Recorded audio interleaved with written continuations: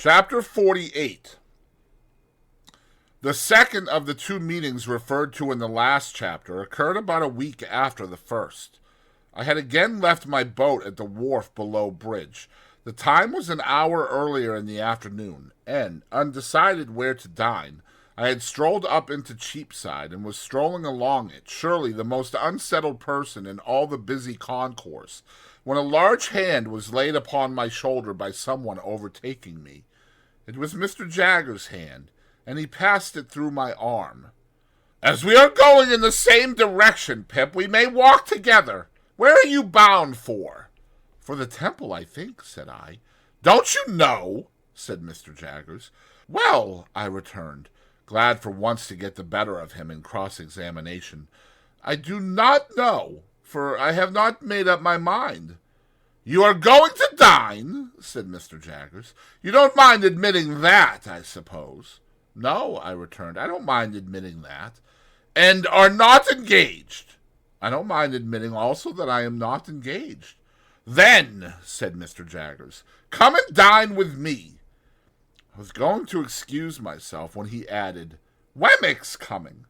So I changed my excuse into an acceptance, the few words I had uttered serving for the beginning of either, and we went along Cheapside and slanted off to Little Britain, while the lights were springing up brilliantly in the shop windows, and the street lamp-lighters, scarcely finding ground enough to plant their ladders on in the midst of the afternoon's bustle, were skipping up and down and running in and out.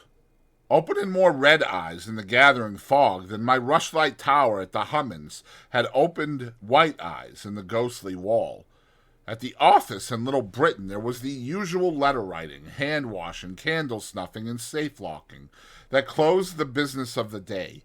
I stood idle by Mr. Jaggers's fire. Its rising and falling flame made the two casts on the shelf look as if they were playing a diabolical game at bo-peep with me, while the pair of coarse, fat office candles that dimly lighted Mr. Jaggers as he wrote in a corner were decorated with dirty winding sheets, as if in remembrance of a host of hanged clients.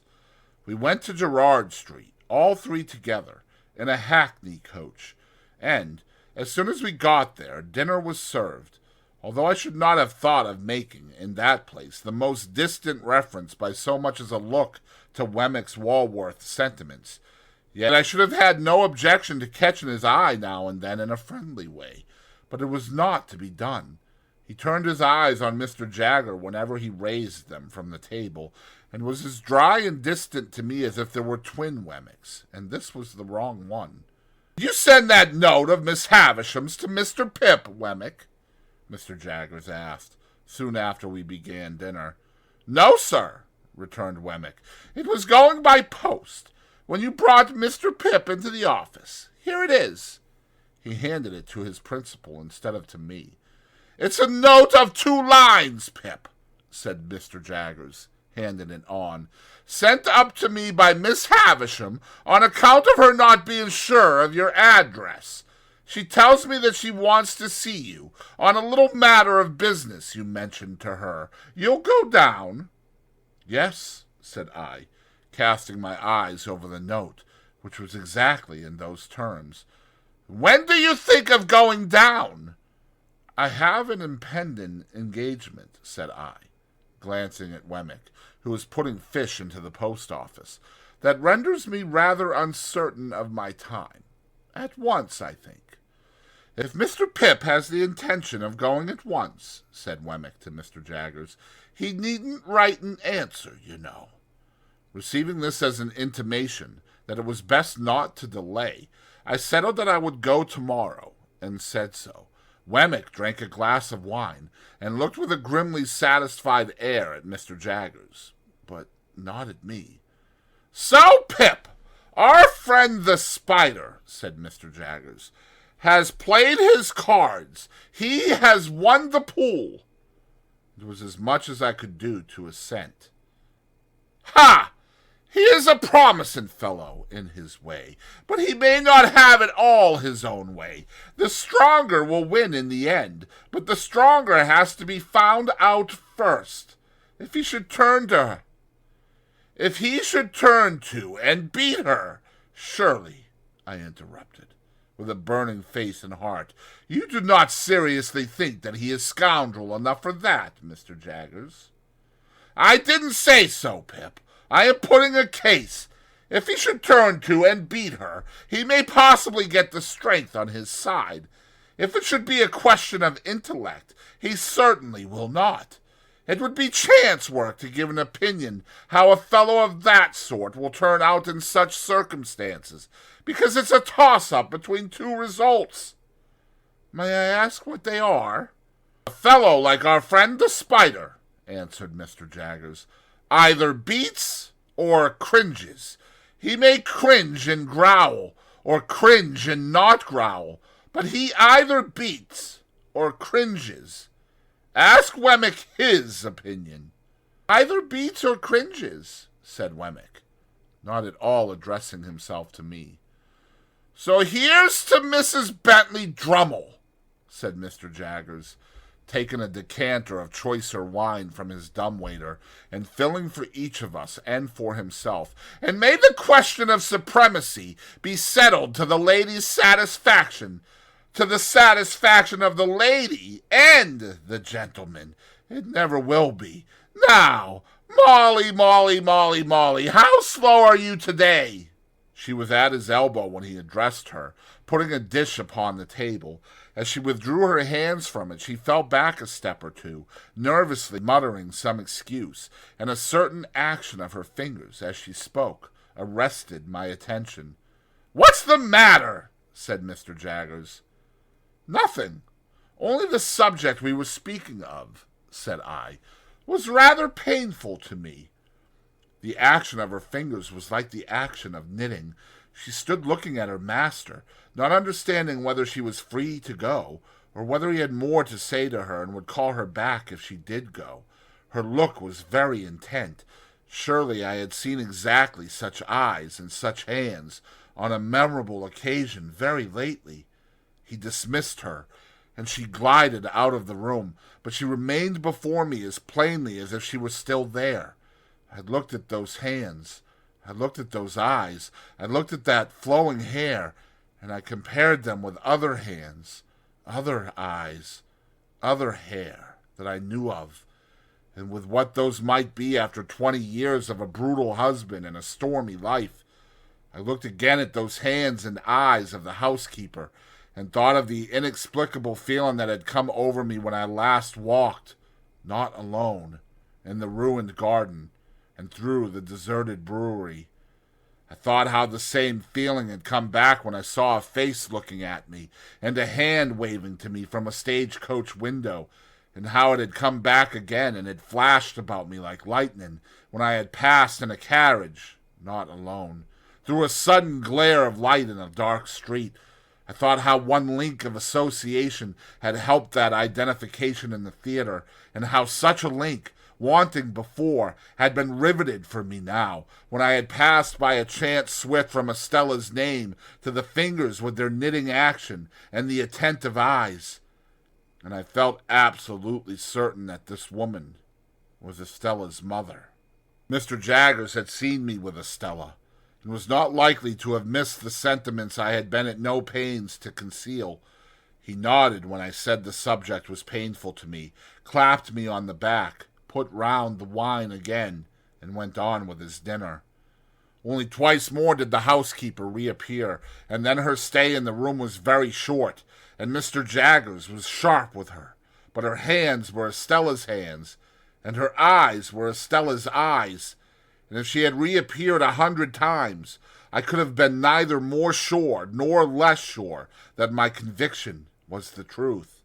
It was a dull evening, for Wemmick drew his wine, when it came round, quite as a matter of business, just as he might have drawn his salary when that came round, and with his eyes on his chief, sat in a state of perpetual readiness for cross-examination. As to the quantity of wine, his post office was as indifferent and ready as any other post office for its quantity of letters. From my point of view, he was the wrong twin all the time, and only externally like the Wemmick of Walworth. We took our leave early and left together.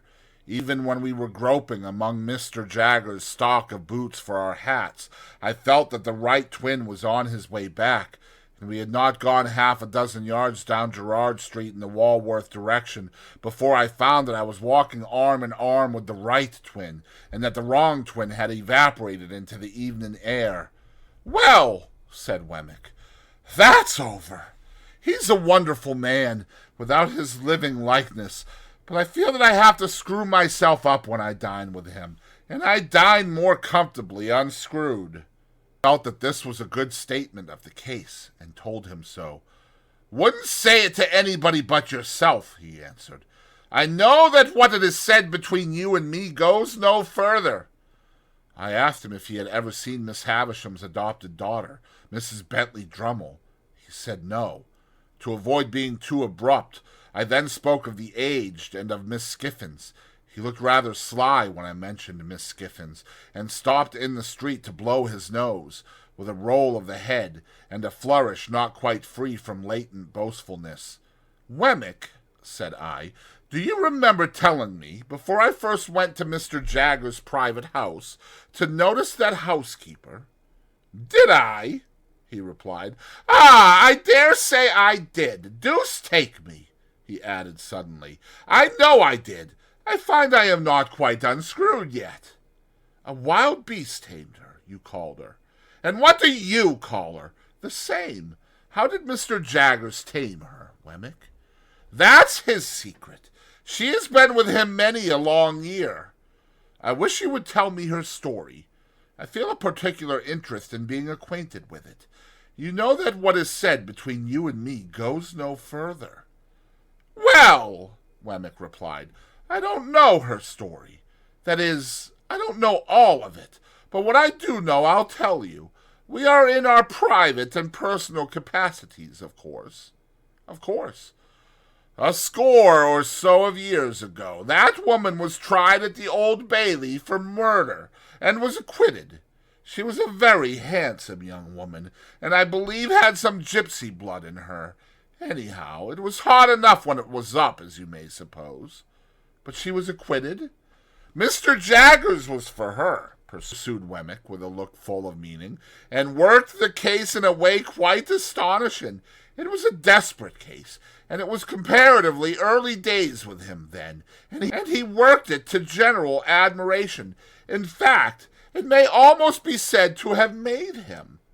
He worked it himself at the police office, day after day for many days, contending against even a committal, and at the trial where he couldn't work it himself, sat under counsel, and everyone knew, put in all the salt and pepper.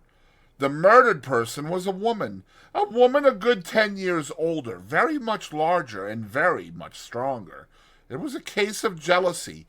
They both led tramping lives, and this woman in Gerrard Street here had been married very young, over the broomstick, as we say, to a tramping man, and was a perfect fury in point of jealousy. The murdered woman, more a match for the man, certainly, in point of years, was found dead in a barn near Hounslow Heath. There had been a violent struggle, perhaps a fight. She was bruised and scratched and torn, and had been held by the throat at last and choked. Now, there was no reasonable evidence to implicate any person but this woman, and on the improbabilities of her having been able to do it, Mr. Jaggers principally rested his case, you may be sure," said Wemmick, touching me on the sleeve, "that he never dwelt upon the strength of her hands then, though he sometimes does now." I had told Wemmick of his showing us her wrists that day of the dinner party. "Well, sir," Wemmick went on, "it happened, don't you see, that this woman was so very artfully dressed from the time of her apprehension that she looked much slighter than she really was. In particular, her sleeves are always remembered to have been so skilfully contrived that her arms had quite a delicate look. She had only a bruise or two about her, nothing for a tramp, but the backs of her hands were lacerated, and the question was it with fingernails?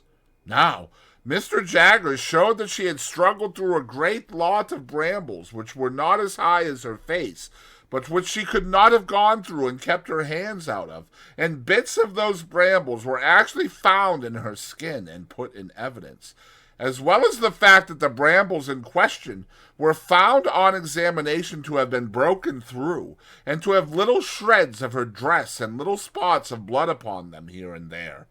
But the boldest point he made was this. It was attempted to be set up, in proof of her jealousy, that she was under strong suspicion of having, at about the time of the murder, frantically destroyed her child by this man, some 3 years old, to revenge herself upon him. Mr. Jaggers worked that in this way. We say these are not marks of fingernails, but marks of brambles, and we show you the brambles. You say they are marks of fingernails, and you set up the hypothesis that she destroyed her child. You must accept all consequences of that hypothesis. For anything we know, she may have destroyed her child, and the child, in clinging to her, may have scratched her hands. What then? You're not trying her for the murder of her child. Why don't you? After this case, if you will have scratches, we say that, for anything we know, you may have accounted for them, assuming for the sake of argument that you have not invented them. To sum up, sir, said Wemmick, Mr. Jaggers was altogether too many for the jury, and they gave in. Has she been in his service ever since? Yes. But not only that, said Wemmick. She went into his service immediately after her acquittal. Tamed as she is now, she has since been taught one thing and another in the way of her duties, but she was tamed from the beginning. Do you remember the sex of the child? Said to have been a girl. You have nothing more to say to me tonight. Nothing. I got your letter and destroyed it. Nothing.